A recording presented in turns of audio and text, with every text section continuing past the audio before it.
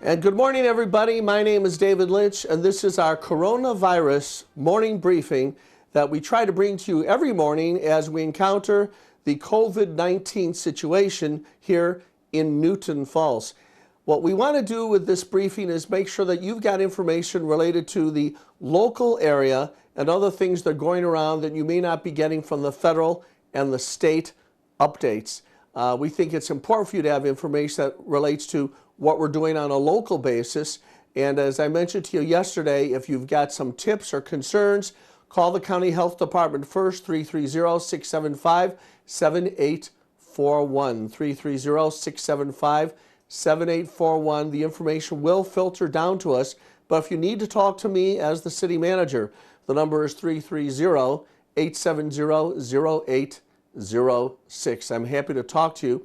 But as I mentioned, on the health issues, pay attention to the governor's briefings and listen to Dr. Amy Acton, the director of health of our state, who Monday through Friday are doing press conferences at 2 o'clock in the afternoon, carried by radio and television. Well, the first thing I want to do is talk a little bit about a friend in our community, and that's Tom Colosimo. Tom Colosimo has done something really outstanding, and that is that Tom has brought forward his program through Be the Newton Falls, a program where when people are out, to have them participate in the process of picking up trash along the way. In other words, if you're out and you're walking, might as well bring some garbage bags with you. And Tom has actually started a competition between families in the Newton Falls area. So put yourself at the head of the list. Tom's family will be hard to catch up to, but it's called Be the Newton Falls Garbage Quarantine Program, and please make sure that you make yourself aware of that and participate in the program.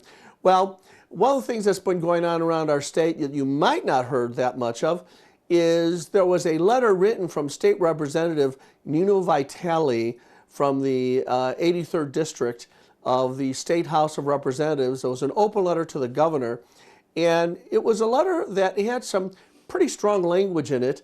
And State Representative Vitale has been very concerned about the fact of what's happening to our economy as a result of these shelter-ins.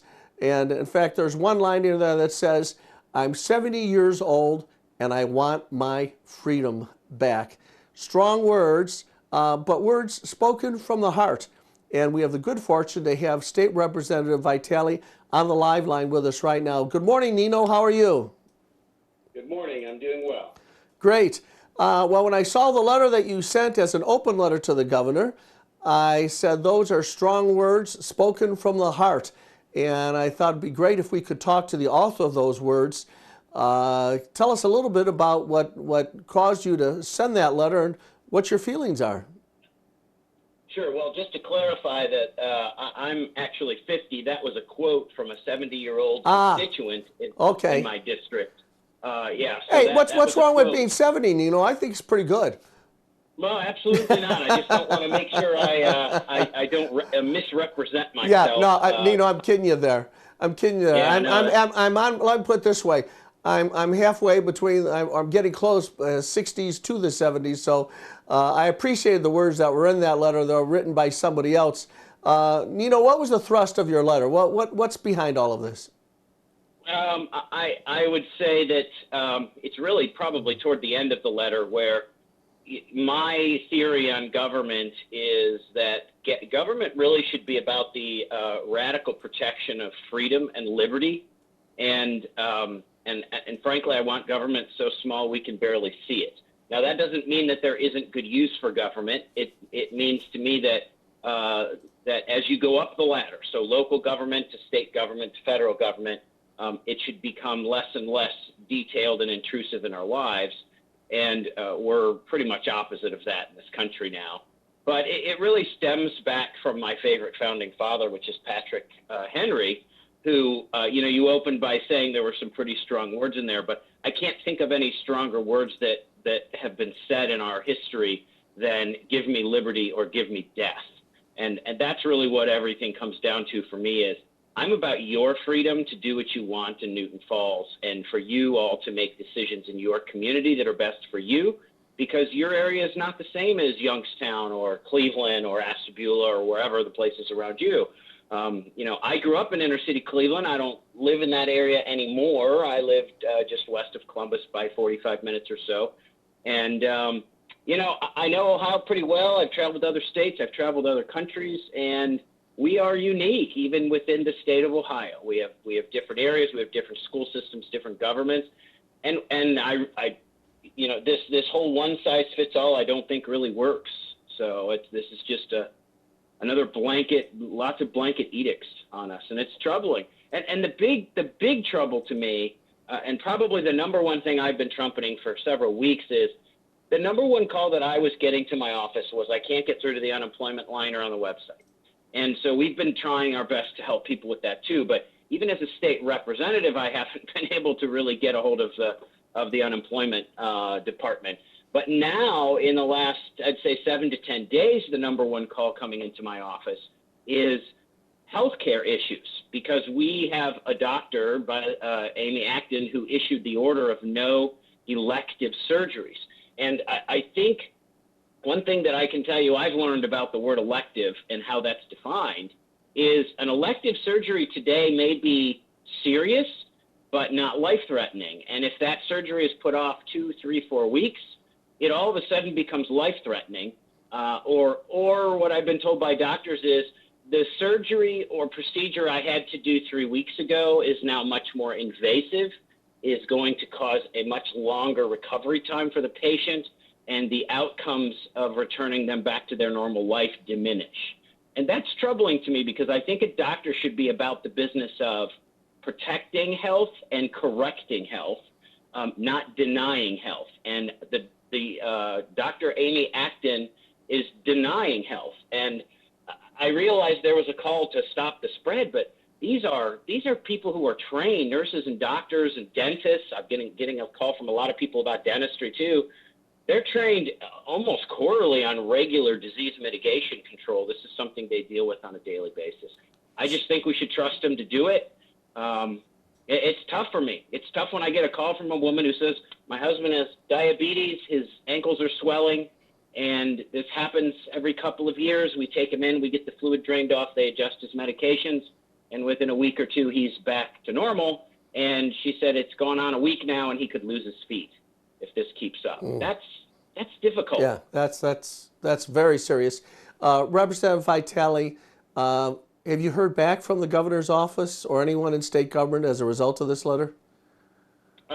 Well, I think we heard Wednesday. It pretty much sounded like the governor now is his tone completely changed on Wednesday with, or was it Thursday? I can't remember now. These days are kind of blending together. Sure. But this week we had a very radical change where all of a sudden he's talking about reopening parts of Ohio.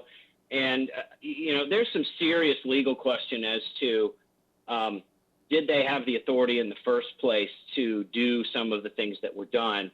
And I don't think the government has the authority to determine what business is essential and what business is not essential.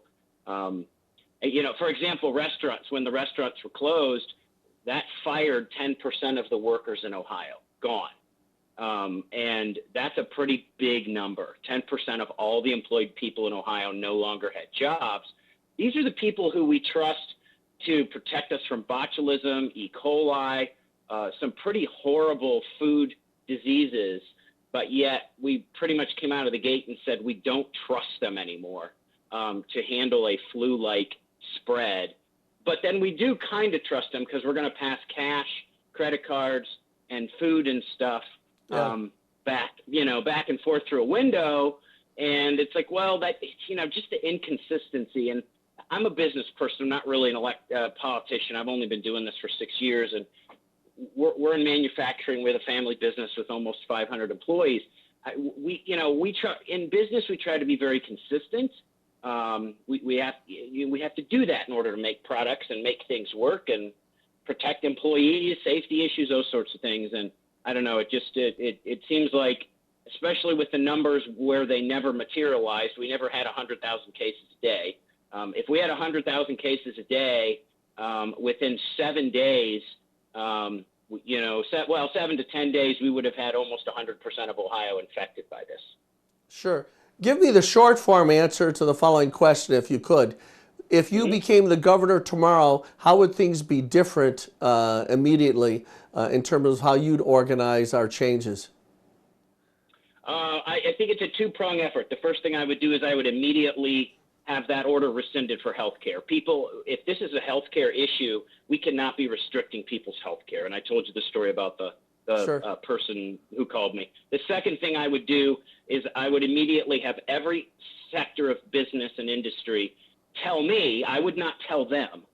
They would tell me, here's the things we're going to do to mitigate and to keep people safe and to keep our customers safe. And I would let them open immediately with the proper protocols in place that they determine. And if their customers feel that those protocols are good and they feel safe, then those, for example, they can go into the restaurant and eat. That's on the customer. Same thing with daycares. If people don't feel like a daycare is treating their children safely, then don't use that daycare. Find another one that's doing different. What happens when you do that? It's no different than I buy XYZ brand car and it's not very good and I tell Sure. 15 people and those 15 people never buy that car. In other words, let market forces determine how things are responded to. That's right, because we deal with the flu season every year. We dealt with the swine flu. We had one of the worst outbreaks of the flu in 2017, 2018. We're pretty tough people, and at the end of the day, maybe I'm a little different than some, but I feel like God's in control, and while I can't be stupid and expose myself to unnecessary risk, I can't live my life thinking I could get run over by a car every day or T-boned or so I'm gonna use my car. I'm gonna use the truck. All right, Nino, we're going to bring this to a close, but I do want to ask you one thing. We can all agree that the governor and Dr. Acton at least have their heart in the right place. Look, I think they are about the protection of life, which Yes. is important. But ultimately, is it government's job to protect my life or government's job to protect my liberty and freedom, to protect my own life? And I, as an elected official, am always going to side on the person's individual freedom. Sure, sure. Well, your letter is the kind of thing that really has some resonance to it throughout people that are concerned about liberties. And with your permission, I will have that letter posted on the city's website so people can take a look at it. And I want to say thank you to you for spending some time talking to me about the letter. It's always great to talk to someone who's in the political realm that truly is speaking from the heart. So thank you so much, and peace to your whole family and also health to your family. Thanks, Nino.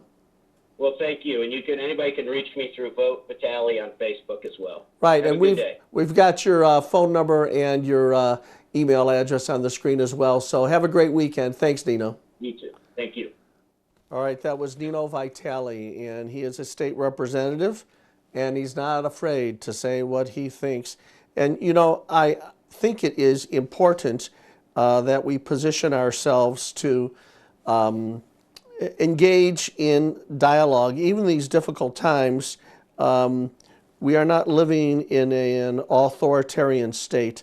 We're living in times where even if there are issues to be discussed, they can be discussed openly. When President Roosevelt was making policy about how to prosecute the Second World War, there were discussions, and that's okay, and disagreement's okay, and let's not hold against them. Well, on the line we have right now, I believe, Amber Holly. You there, Amber? I am. Hello. Great. Amber, we have you on the line because you are one of the leaders of something called Forward Ministries.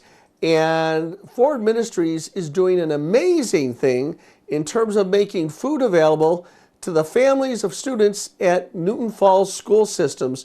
Amber, describe the program for me and what inspired you to get started with it. Yeah.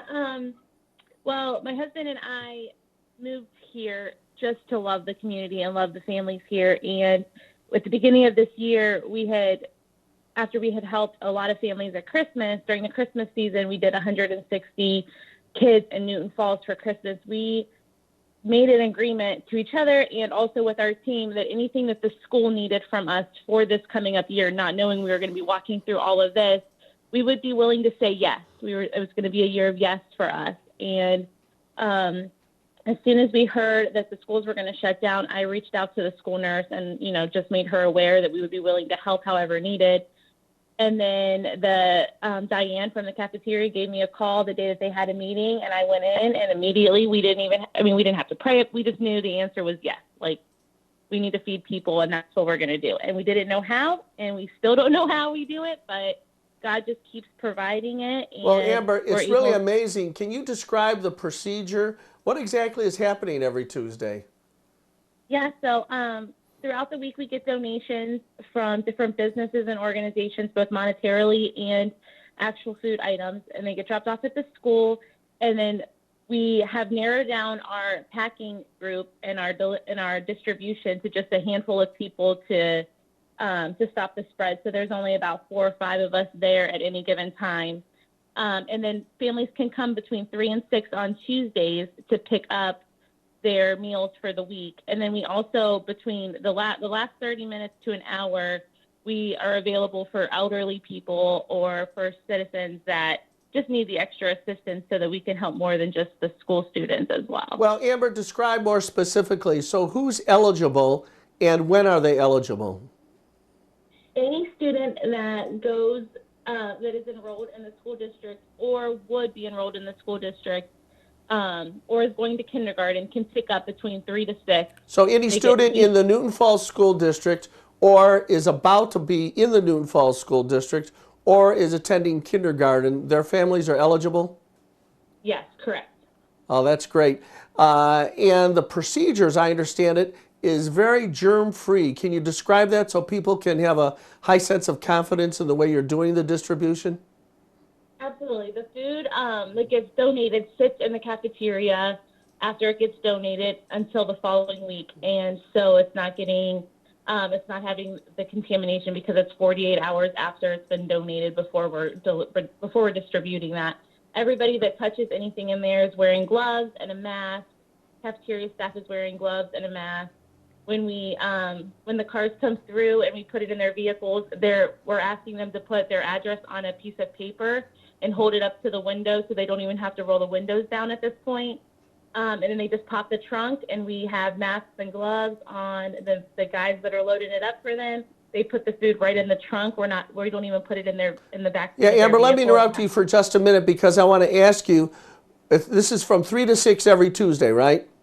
Correct. Okay, so where do people drive their cars for this drive-through operation? Where do they go? They go in front of the high school. Okay, the high school on Milton. Yep. Mm-hmm. Right. That's outstanding. And then after 6 o'clock, you said something about eligibility for senior citizens. What's that all about? Yeah, well, we changed it a little bit. We were doing 3 to 7. Now it's only 3 to 6. So it's just the extra. We don't add any time. At this point, we're just doing from 5:30 till 6 or even 5 to 6. Anybody in the community that is elderly or needs to pick up food for the elderly, because certainly we don't want elderly people feeling as if they have to drive if they don't feel comfortable. Right. We just want to provide it for anybody that needs it during that time frame. Their boxes may look a little differently, but they will be getting some stuff. Now, I've put your phone number on the screen, also with your email and your photograph, Amber. And I guess the real question that some people might ask is, what inspired you to do this? I mean, didn't you wake up one morning and say, am I crazy or what? I wake up every morning and think that. Right. I just have this, and I don't even really know how to describe it, but we just have this unbelievable, incredible love for the people in Newton Falls and the families there, and we just want to see restoration, and we want to see families get what they need and thrive. And if we can even impact one family and love one family well, then I feel like it's all been worth it. And that's our whole goal, is just to make people feel loved and to see that people do care about them and that there is hope. Yeah, well, it's wonderful. It's also called Forward Ministries. So I presume there is a spiritual component to your motivation as well. Is that correct? That is correct. Yes, we do everything that we do, and we feel that we can love people well because of the love that we know that Christ has for us. Yes. And yeah, that's definitely the engine behind all of this is, God and what we feel like he wants us to do as being the church. And, my husband and I, we want to start a new church here in Newton Falls, and we want to look differently than every other church. And we really do want to be the church. And what better way to be the church than to feed people and to love people?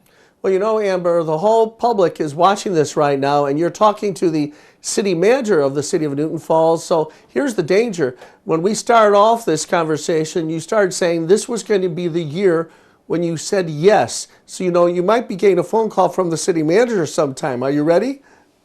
I'm ready. Okay. Well, that's great. Well, congratulations to you, and on behalf of our community, thank you.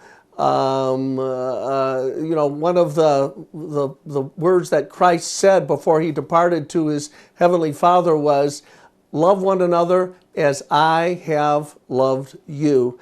And there's no better way to show your love for the Son of God than showing love for the rest of his children.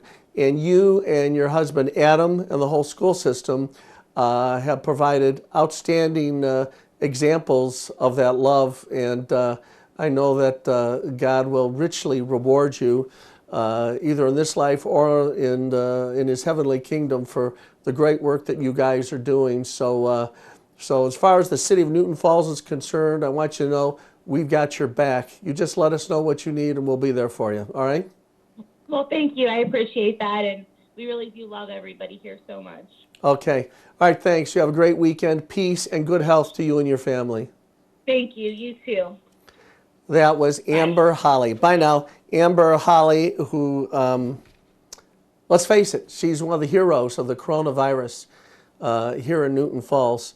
Nothing brings a family together more than having to deal with a crisis. And certainly our family has been brought together quite a bit because of the fact that Amber Holly and her husband Adam found themselves motivated to do something. As she said, she didn't even know. She was saying yes to doing things for our community before the coronavirus hit. And I guess there's a little warning there. Be careful what you tell God you will do, because God will respond. But you can just tell from the sound of her voice the love that she has for our community. So thanks to everybody over at Forward Ministries and the school system of Newton Falls for putting together this wonderful program. Well, folks, that again brings us to the closure of another broadcast of the Newton Falls Coronavirus Morning Briefing. You can reach the city manager's office at 330-872-0806, or you can also send me an email. But my point is that we want to hear from you, we want to help you, and we want to make this whole process of being informed one that's good, one that's filled with the love of God. Keep your prayers going. Maintain your sense of humor. Humor gets us through very difficult times, and sometimes God inspires us to humor because that's his way of bringing you a little bit better sense of peace. There's no sin worse than the sin of despair, because the sin of despair means God can't handle it. And we know God can handle anything if we give him that opportunity. So, ladies and gentlemen, again, I close every single one of these sessions by saying, God bless America and God bless the city of Newton Falls.